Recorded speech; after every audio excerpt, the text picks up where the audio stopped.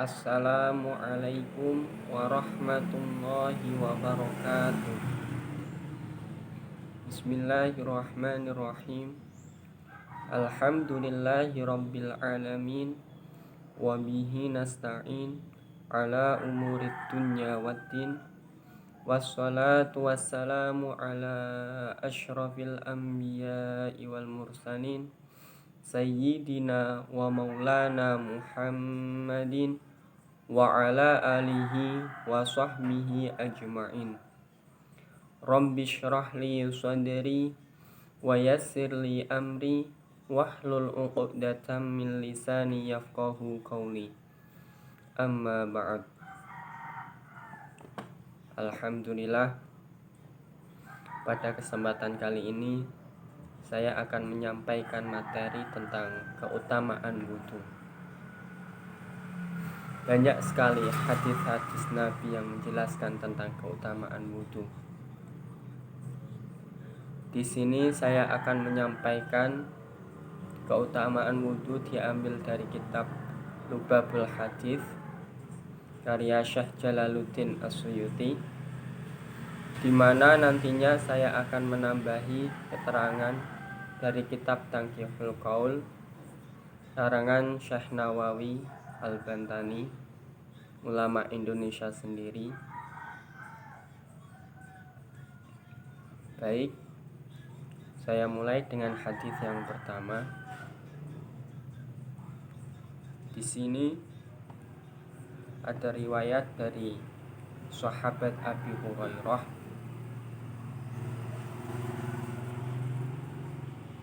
Ia berkata bahwa Nabi Muhammad sallallahu alaihi wasallam bersabda, "Ma min 'abdin wala imra'atin tawadda'a fa ahsanal wudu'a thumma qara'a ba'dahu inna anzalnahu fi lailatul qadr ila akhiriha illa a'tahu Allahu ta'ala bi kulli harfin minha mi'ata darajatin."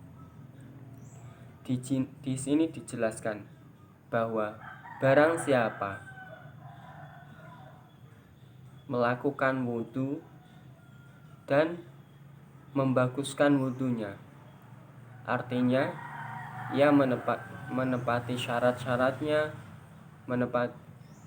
melakukan fardu-fardunya, melakukan sunnah-sunnahnya, serta melakukan adab-adab ia berwudhu. Kemudian setelah selesai ia membaca surah Al-Qadr, maka Allah akan memberikan pahala dari setiap huruf dari ayat tersebut 100 derajat. Wa khalaqallahu ta'ala min kulli qatratin qatarat min wudu'ihi malakan yastaghfiru lahu ila yaumil qiyamah. Dan dari setiap tetesan air yang menetes akan berubah menjadi malaikat yang memintakan ampunan kepada orang tersebut sampai di hari kiamat. Subhanallah. Kemudian ada lagi hadis Nabi, qala an-nabiy sallallahu alaihi wasallam, man tawadda'a lis-salati fa ahsanal wudu'a thumma qama ila sholati fa innahu yakhruju min khati'atihi kayauma waladathu ummuhu. Dijelaskan bahwa barang siapa melakukan wudhu untuk melakukan sholat dan ia membaguskan wudhunya tadi, bi an ra'a syurutahu wa furudahu wa adabahu. Di sini dijelaskan membaguskan wudhu tersebut dengan cara menjaga syarat-syaratnya, melakukan fardu-fardunya wudhu, dan melakukan tata cara wudhu dengan baik dan benar. Kemudian ia melakukan sholat. Fa innahu yakhruju min khati'atihi kayauma waladathu ummuhu. Maka ia akan keluar dari kesalahan-kesalahannya seperti ia dilahirkan oleh ibunya. Ya, artinya ia tidak memiliki dosa. Akan tetapi di sini ditafsiri fa innahu lam yabqa minhu syai'un min dzunubihi as-shaghirati. Yang dimaksud adalah dosa-dosa yang kecil. Kemudian hadis lagi, wa qala an-nabiy sallallahu alaihi wasallam man tawadda'a lis-salati wa shalla kaffarallahu dzunubahu ma bainahu wa baina salatil ukhra allati taliha. Nabi Muhammad sallallahu alaihi wasallam bersabda, barang siapa berwudu untuk melakukan sholat, kemudian ia melakukan sholat, kafarallahu dzunubahu, maka Allah akan menghapus, melebur dosa-dosanya. Wal muradu as-shaghairu. Di sini ditafsirkan dosa-dosa yang kecil. Ma bainahu wa bainas sholatil ukhra allati taliha. Dosa diantaranya dan dosa sampai sholat yang selanjutnya. Kemudian hadis yang ketiga, wa qala sallallahu alaihi wasallam man nama ala wudu'in fa adrakahul mautu fi tilkal lailati fa huwa indallahi syahidun.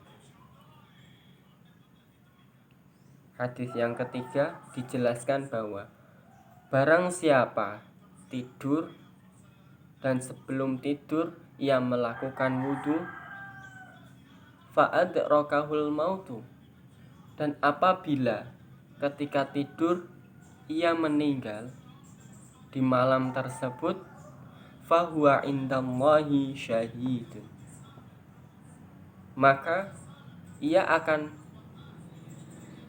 mendapat ganjaran seperti orang yang syahid membela agama Allah. Wa fil ihya'i qala sallallahu alaihi wasallam idza nama al-'abdu ala taharatin urija bi ruhihi ilal arsy fakanat ru'yahu shadiqatun wa illam yanam ala taharatin qasurat ruhuhu 'anil bulughi fatilkal manamatu adghathu ahlam la tasadduqu. Di dalam kitab Ihya dijelaskan bahwa barang siapa tidur dalam keadaan suci, maka rohnya akan diangkat ke atas menuju arsy. Dan apabila ia bermimpi, maka mimpinya adalah mimpi yang benar. Dan barang siapa tidur tidak dalam keadaan suci, qasurat ruhuhu 'anil bulughi, maka rohnya tidak akan sampai kepada arsy dan mimpinya tidak akan benar. Fatil kal manamatu adghathu ahlam, mimpinya hanya akan menjadi kembang tidur. La tasadduqu, dan tidak benar. Kemudian hadis yang keempat, wa qala sallallahu alaihi wasallam an-naimu at-tahiru kasaimi al-qaimi. Nabi Muhammad sallallahu alaihi wasallam bersabda, orang yang tidur dalam keadaan suci, maka ia seperti orang puasa yang sedang melakukan sholat.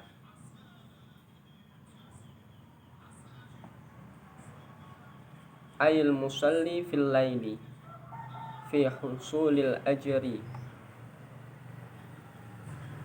seperti orang yang berpuasa di siang hari dan malamnya ia melakukan sholat. Kemudian hadis yang kelima, wa qala sallallahu alaihi wasallam, man tawadda'a ala tuhrin kutiba lahu asyru hasanatin. Nabi Muhammad sallallahu alaihi wasallam bersabda, barang siapa berwudu ala tuhrin, dalam keadaan suci, maksudnya di sini ialah ia melakukan wudu setelah ia juga melakukan wudu, artinya ai jaddadal wudu'ahu, ia memperbarui wudunya. Jadi ketika kita telah melakukan sholat, kita disunahkan untuk jaddadal wudu, memperbarui wudu. Dan barang siapa melakukan tersebut, kutiba lahu asyru hasanatin, ia dicatat mendapat 10 kebaikan.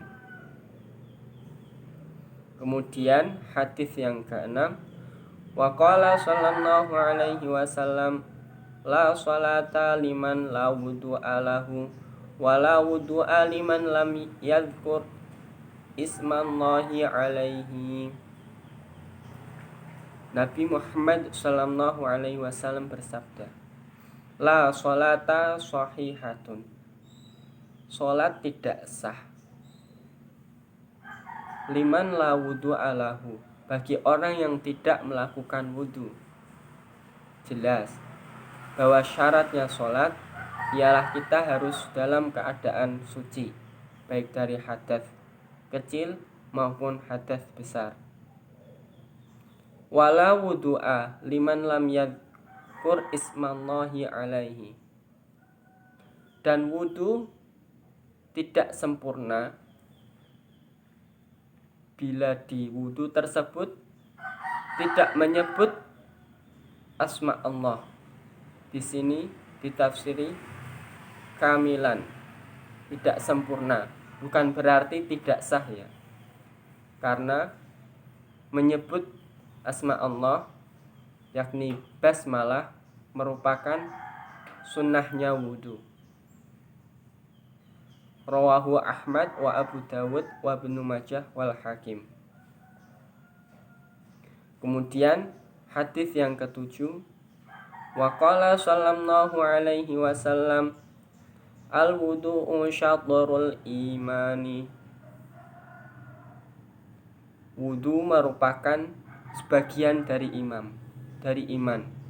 Rawahu Ibnu Abi Syaibah an Hasan ibni Atiyah.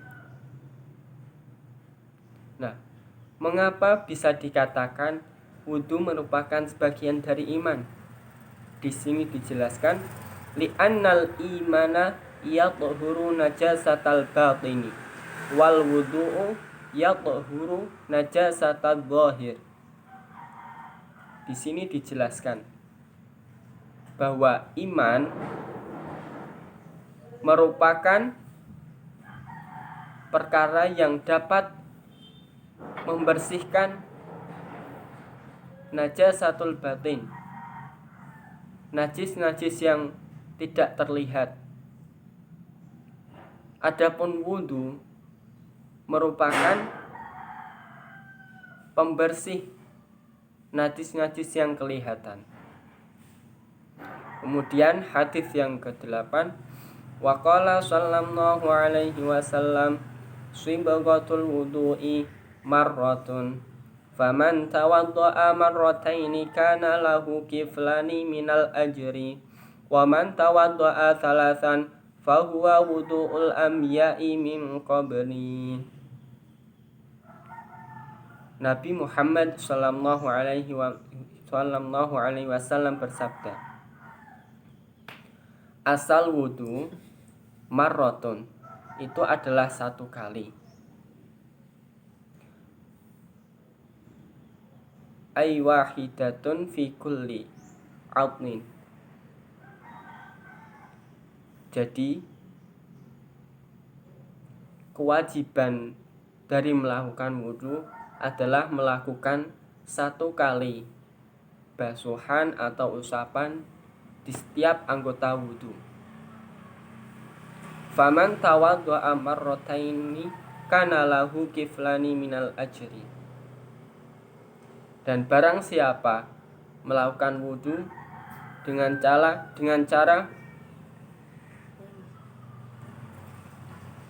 2 kali, artinya ia membasuh wajah dengan 2 kali basuhan, membasuh tangan 2 kali basuhan, dan seterusnya, kana lahu kiflani minal ajri. Ia akan mendapatkan 2 kali tikelan lipatan dari pahalanya. Kemudian wa man tawadda'a thalathan fahuwa wudu'ul anbiya'i min qabli. Barang siapa melakukan wudhu dengan cara 3 kali, itu merupakan wudhunya para nabi sebelum Nabi Muhammad. Di sini disebutkan di dalam kitab Ihya, wa fil ihya'i tawaddu'a sallallahu alaihi wasallam marratan wa qala hadza wudu'un la yaqbalullahu as-salata illa bihi wa tawaddu'a marrataini wa qala man tawaddu'a marrataini atahullahu ajrahu marrataini wa tawaddu'a thalathan wa qala hadza wudu'i wa wudu'ul anbiya'i min qabli wa wudu'u Khalilir Rahmani Ibrahim alaihi salam. Bahwa Nabi Muhammad sallallahu alaihi wasallam pernah melakukan wudhu hanya dengan 1 kali basuhan. Nah, ini merupakan sebuah panutan yang artinya bahwa melakukan wudhu dengan 1 kali usapan juga sudah memenuhi kewajiban. Adapun melakukan secara 2 kali atau 3 kali merupakan sunnah. Dan barang siapa melakukan wudhu secara 2 kali, maka ia akan dilipat gandakan pahalanya. Dan barang siapa melakukan wudhu secara 3 kali, artinya 3 kali basuhan, 3 kali usapan, itu merupakan wudhunya Nabi dan wudhunya para anbiya. Kemudian hadis yang ke-9, wa qala sallallahu alaihi wasallam la yaqbalullahu salata ahadikum idza ahdatsa hatta yatawaddaa. Jelas bahwa Allah tidak akan menerima salat ketika ia masih dalam keadaan berhadas. Karena syaratnya salat kita harus suci dari hadas, baik yang hadas besar maupun yang hadas kecil. Kemudian hadis yang terakhir, wa qala sallallahu alaihi wasallam al wudu'u 'alal wudu'i nurun 'ala nurin.